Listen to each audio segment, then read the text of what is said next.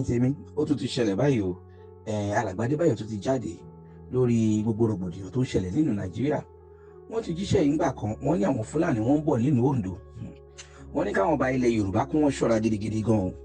Wọ́n ní wọ́n ń bọ̀, wọ́n ní kó kún fún àdúrà ní ìlú Oǹdó. Wọ́n ní kó má di pé ọba tó ní orúkọ gidi gan àfàìmọ̀ kó má bá gbogbo rògbòdìyàn yìí lọ o. So wọ́n ní kó wà vigilante gan, wọ́n ní kó kún fún àdúrà. Wọ́n ní ká tún gbàdúrà fún Donald Trump. Wọ́n nítorí ìjà tí wọ́n ń bá ìlú Iran jà yìí kó má di nǹkan tẹ́ pé Iran gan ó máa fọ́n sí gbogbo àgbáyé, wọ́n bẹ̀rẹ̀ sí ń da ilé ayé láàmú. Torí pé wọ́n tún jíṣẹ́ pé ọmọ Khomeini yìí wọ́n láwọn Trump ò tí ì padà lẹ́yìn ẹ̀ o.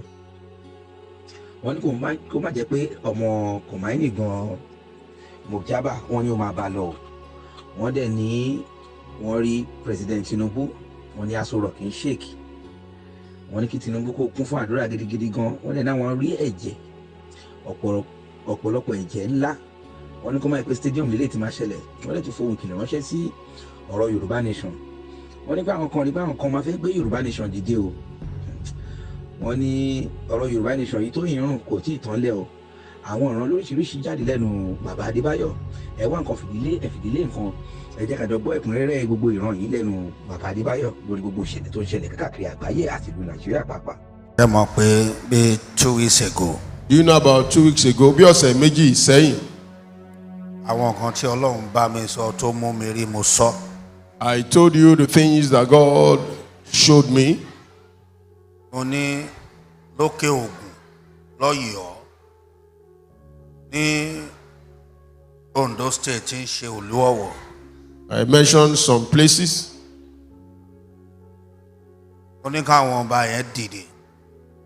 I said the king should rise. Nígbà tí mò ń gbàdúrà.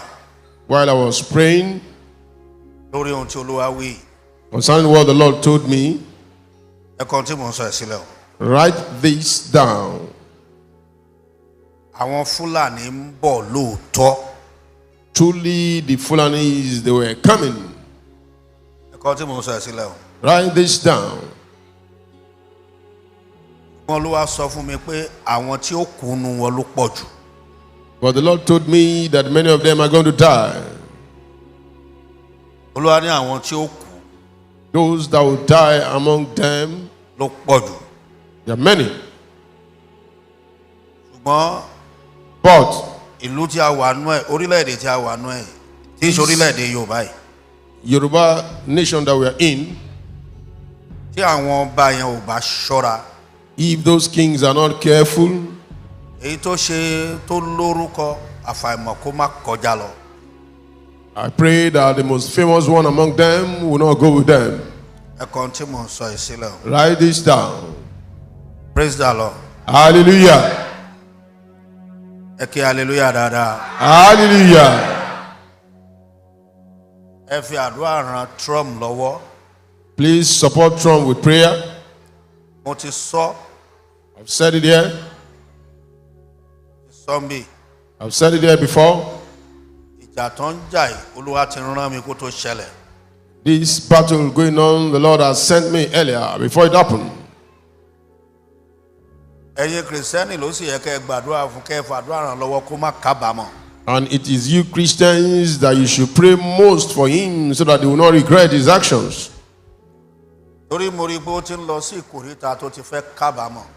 I can see it going to the point or junction where he's going to regret. Praise the Lord. Hallelujah. Ọlọ́run sọ fún mi wípé. The Lord God told me that Iran kò ní ní ẹsẹ̀ ṣíà tí ó jókòó lé. there will be no chair for Iran to. The chair will not have any leg to sit on. Ṣùgbọ́n wọn ò ní jẹ́ kí gbogbo àgbáyé nísinmi. But they will not allow the whole world to have peace. Ẹ̀kan tí mo sọ ẹ̀ sílẹ̀. Write this down. Ẹsẹ̀ ṣíà báyìí. Their chair that they can sit on as a nation. Wọn ò ní ní ẹsẹ̀ ṣíà. There will be no leg for those chairs, for the chairs they can sit on. Wọ́n á máa wá di alárìnkiri sí inú ayé. They will not be wanderers all over the world. Láti máa group. They will be forming groups. gbogbo ibi tí wọ́n bá ti dé láti máa pa àwọn èèyàn. Ẹ kọ́ tí mo Wherever lọ they get to now start killing people, terrorists. ẹ kọ́ sílẹ̀ o. Write it down. Ẹ gbọ́. Hear me well. Ṣé rí ọmọ Ayétọ́lá yẹn? The son of Ayatollah Khomeini, Olúwa kọ sí mi pé wọ́n máa pa. the Lord told me they're going to kill him. Wọ́n tún máa pa àwọn kan tó jẹ́ gbòógì. They will kill some prominent people with him. Tọ́wọ́n bá ṣọ́ra president wọn máa bá lọ. If he has not taken, the president of Iran will go with it. Tí kinní bá wá ṣẹlẹ̀. If this thing happen, Ẹ̀rọ tí mò ń sọ ẹ kọ́lẹ̀ o. please write this thing down. Á mú kí wọ́n tú sí ayé. Will make them to scatter into the world. Yóò sí olórí tó lè bá wọn wí. They will now be without any leader. There will be no leader that can probably guide them or control them. Ẹ kọ́lẹ̀. Write it down. Ṣùgbọ́n Olúwa sọ gangan fún mi. But the Lord told me something. Ọlọ́run sọ gangan fún mi. The Lord told me something. À ń gbàdúrà ẹjọ́ ẹ máa gbàdúrà sílẹ̀ gbogbo ènìyàn. Please, we're going to pray concerning this, everyone. Ibi tí ẹ̀jẹ̀ ti lè ṣàn tó pọ̀ lọ ẹ̀jẹ̀. Where there can be blood bath or where blood will flow in high volume. Ẹ̀jẹ̀ ènìyàn yá. The blood of human beings were flowing in high volume. Bí àbá sọ pé àgbàrá. Like flood. Ṣùgbọ́n ẹ jẹ́ ká gbàdúrà ilé pé. But let's pray this, that Kó má jẹ́ stadium. that it will not happen like in a place like National Stadium. Kó má jẹ́ ibi òwò ńlá. Or a great trade center or business center. Ẹ gbàdúrà ilé gan. Pray this one. Tẹ́lẹ̀ ìbá ṣẹlẹ̀. If this happen, Á tún mú kí ìjà púpọ̀ gbilẹ̀ ìjà. will result into a lot of wars, battles. Ẹ jọ̀ọ́ ẹ gbàdúrà. Please pray. Amen. Amen. Amen. Amen. Ọmọ Ọlọ́run amen. Amen. Ọmọ Ọlọ́run hallelujah. Hallelujah. Mo rí pé I can see that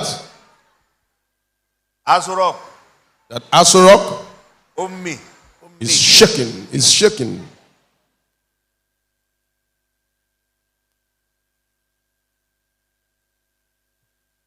Ẹ gbàdúrà ran president yìí lọ́wọ́.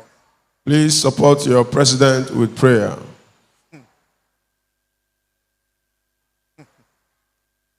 Ẹ gbàdúrà ran president yìí lọ́wọ́. Support your president with prayer. Ẹ gbàdúrà ran lọ́wọ́. Support your president with prayer. Hallelujah. Hallelujah.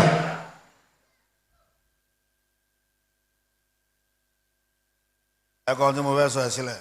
Write this down.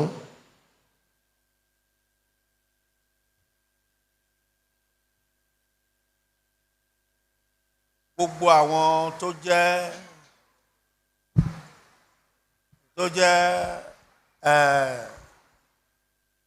activists for Yoruba nation. Activists for Yoruba nation. Àwọn ọ̀dọ́ kan máa rura wọn sókè láìpẹ́. Some youths are going to come out very soon. Mo rí kinní ní ọ̀nà jíjìn. I saw this in a far distance. Wọ́n máa rura wọn sókè pẹ̀lú agbára. They're going to come out with power.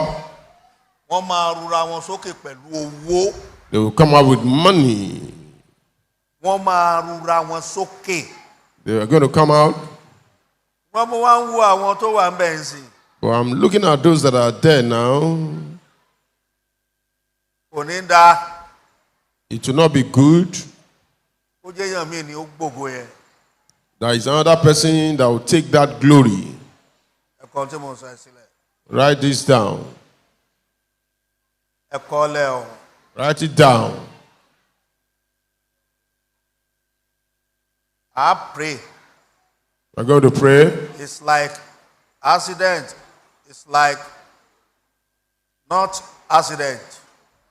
Ọkọ̀ jàmbá Láwọn express.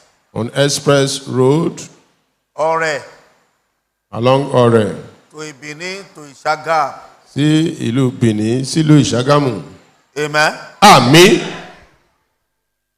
Another bridge, Ọ̀tẹ́dọ́lá.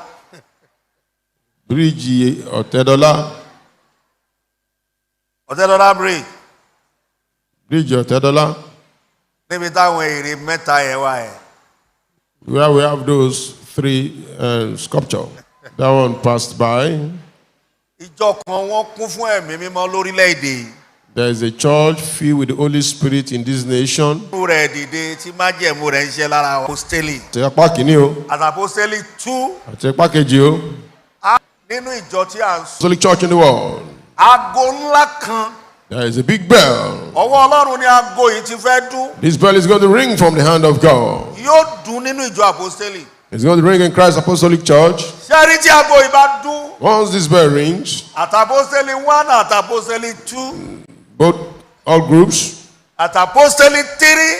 all groups concerned, Gbogbo àwọn tẹ́ ń gbóhùn ẹ̀ nísinsìnyí ẹ̀ ò ní gbọ́mọ́.